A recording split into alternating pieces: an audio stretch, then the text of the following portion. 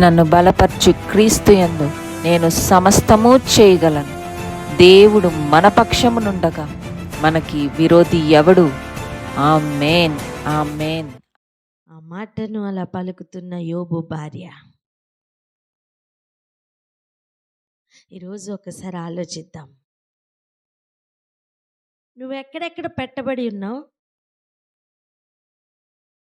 నువ్వు సాటి అయిన సహకారిగానో లేదా దేవుని పరిచర్యలోనో ఎక్కడో ఒక దగ్గర ఒక పనిలో అయితే ఉన్నావు కదా. మన నోటి మాటలు, మన ఆలోచన విధానం ఎలా ఉంది, ఎలా ఉంటుంది? ఒక్కసారి ఆలోచన చేసుకుందాం.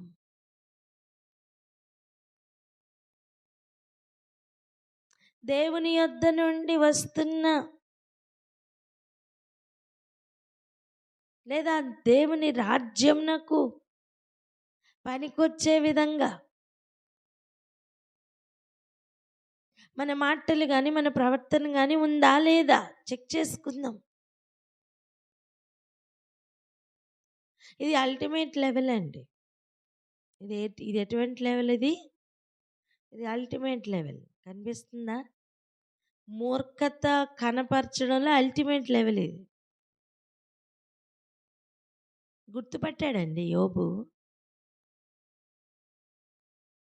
గుర్తుపట్టాడు. నువ్వు ఎందుకు అలా చేస్తున్నావు అని అడుగుతూ ఆ ఆజ్ఞల ప్రకారం వెళ్తున్న వాళ్ళని అడ్డగిస్తూ వాళ్ళ నోట్లో నుంచి వచ్చిన మాటల్ని పట్టుకుని వెళ్ళి హామాన్తో చెప్పి ఉరికోయే రెడీ అయ్యేటట్లుగా కారణమవుతున్న లెవెల్ ఒకటైతే, వారే డైరెక్ట్గా వచ్చేసి ఏం చేస్తే ఎక్కడ తప్పిపోతే చచ్చిపోతావో దానిని క్లియర్గా చూపిస్తున్నవారు వేరే లెవెల్ అన్నమాట. ఆమెకి ఎలా తెలుసండి ఆయన యథార్థ వర్తనుడని? ఆమెకి ఎలా తెలుసు? రెండోది, దేవునిని దూషించి చచ్చిపోతే పని అయిపోద్దని ఆమెకి ఎలా తెలుసు? ఎవరు మాట్లాడుతున్నారు తనలో నుంచి? మనం ఎవరికి నివాసమై ఉండాలి? మనం ఎవరికి నివాసమై ఉంటున్నాం? గ్రహిద్దాం. ఈరోజు గ్రహిద్దామా? ఆయన ఆజ్ఞల ప్రకారం నడుస్తూ యథార్థ ప్రవర్తన కలిగి ఉన్నవారి చుట్టూ చాలాసార్లు ఆ యథార్థతను విడిచిపెట్టినట్లుగా మాట్లాడుతున్న వారు చుట్టూ ఉండవచ్చు. బయట నుంచి వస్తున్న ఇంపల్సెస్ వల్ల నీ ప్రవర్తన మారడానికి వీల్లేదు. లోపల ఉన్న వాని మాట ప్రకారం ముందుకు కదలాలి. ఆమేన్. నీలో ఉన్నవాడు లోకంలో ఉన్నవాని కంటే గొప్పవాడు. మనలో ఉన్నవాడు ఎవరో మనం గుర్తుపట్టాలి. మనలో ఉన్నవాడు ఒకవేళ లోకంలో ఉన్నవాడా, వాడు ఖచ్చితంగా పరలోకానికి వ్యతిరేకంగానే పనిచేస్తాడు, పరలోకానికి వ్యతిరేకంగానే మాట్లాడతాడు.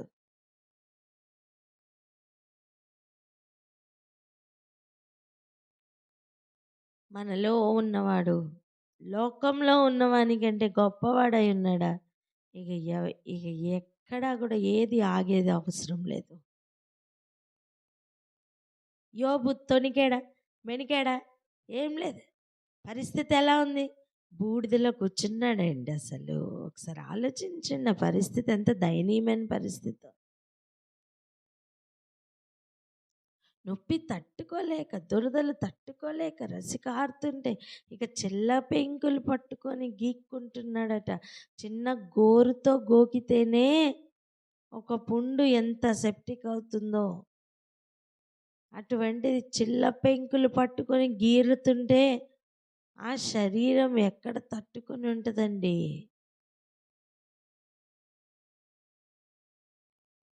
ఆయింట్మెంట్లు ఏం లేవు. బూడిదలో కూర్చున్నాడు. మండిపోతా ఉంటుంది తెలుసా? నేనేమంటున్నానంటే, శరీరం అంత దయనీయమైన స్థితిలో ఉంటే కూడా ఆత్మ మాత్రం ఎలా ఆయన ఆజ్ఞల పట్ల అంత శ్రద్ధ కలిగి, ధర్మశాస్త్రం కూడా లేని కాలంలో నీ దేవుడైన యెహోవాను పూర్ణ ఆత్మతో నువ్వు ప్రేమించాలి అనే ఆజ్ఞ తెలియని కాలంలోనే దేవుని యందు అంత ప్రేమ కలిగి ఉన్నాడు. ఎలా సాధ్యమైంది? చాలాసార్లు అనొచ్చు, నాకు తెలియదండి అని. ఆయన ధర్మవిధులను హృదయం మీద రాసే అనుభవం ఒకటి ఉంది. దానిలోనికి మనం అందరం ప్రవేశించాలి.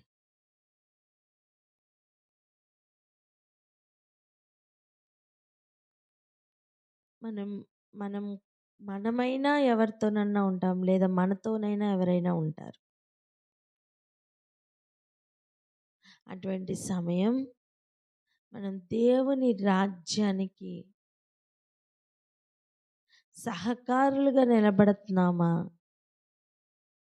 వ్యతిరేకంగా నిలబడుతున్నామా? ఇది ఒక్క ప్రశ్న ఈరోజు మన ముందు ఉంచుకుందాం.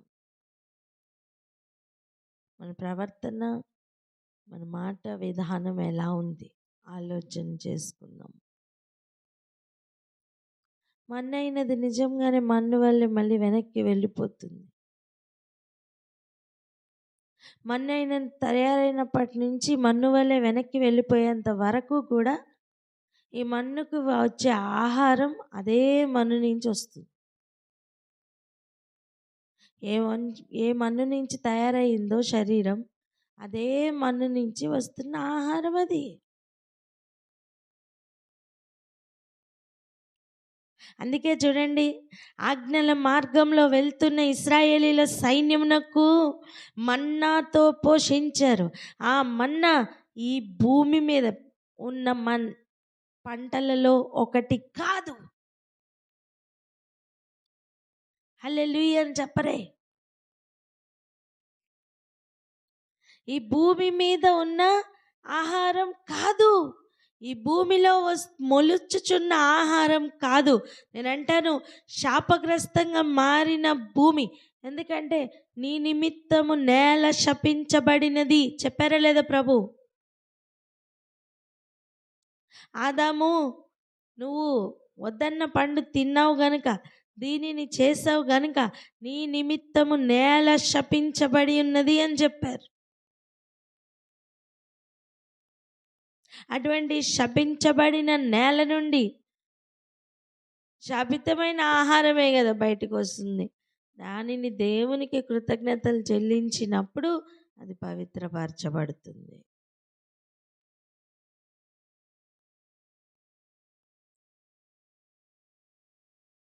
వెనుకటి వలె మన్నుకు చేరవలసిన ఈ శరీరం నాకు ఆహారం అదే మన్నులో నుంచి, అదే మట్టిలో నుంచి వస్తుండగా ఇది పుష్టిగా తయారవుతుంది అనుకుంటున్నాం.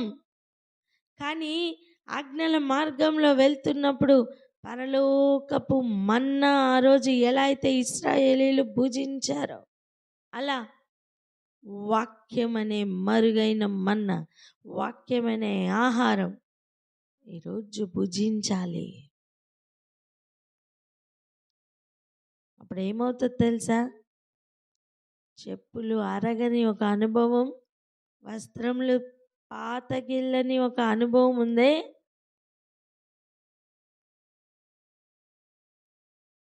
ఆ అనుభవాన్ని ఆత్మీయంగా మనం అనుభవిస్తాం. ఎంతమందికి అర్థమవుతుంది?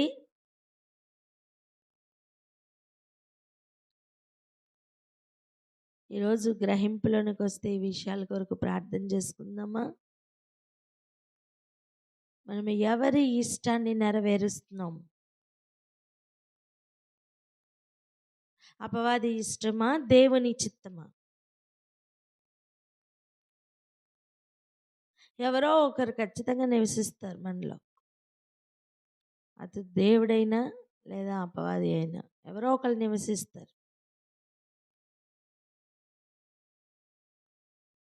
అపవాది ఎల్లప్పుడూ కూడా మనం చావాలని, దేవుడు ఎల్లప్పుడూ కూడా మన నిత్య జీవం పొందాలని.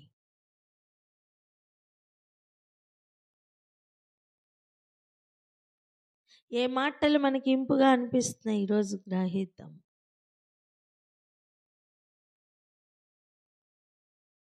యథార్థత ప్రవర్తన చాలా అవసరం.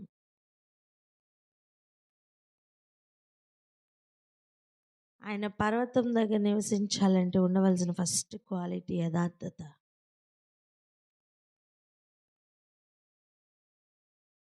దాని నుండి తొలగించడానికి చుట్టూ ఉన్నవారు సకల ప్రయత్నాలు చేస్తారు. పడిపోకో,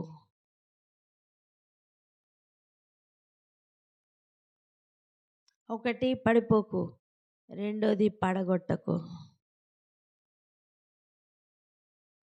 ఒకవేళ యోబు వల్లే మొర్దెకై వల్లే పాటిస్తున్న ప్లేస్లో ఉన్నావా, పడిపోకమ్మా.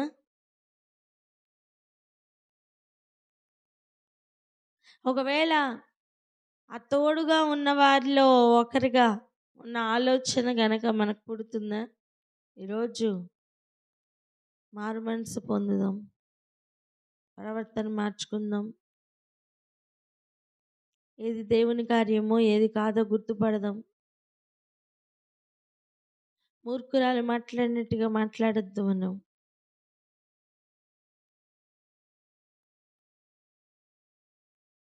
ప్రతిదీ కూడా ఆయన చిత్తం నెరవేర్చువారిగా మనం మారాలి. ఎందుకంటే ఆత్మకి ఆహారం ఆయన చిత్తం నెరవేర్చుట అనే ఆహారమే. అది ఆయన యొద్ద నుండి వస్తున్న ఆహారమే.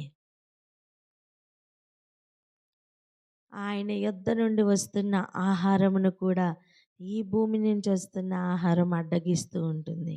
అందుకే దానిని కొంచెం ఆపి దీనిని అలౌ చేయాలి. ఆమేన్.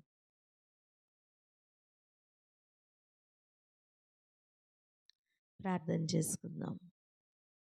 శ్రేష్టమైన గ్రహింపును దేవుడు అనుగ్రహించును గాక.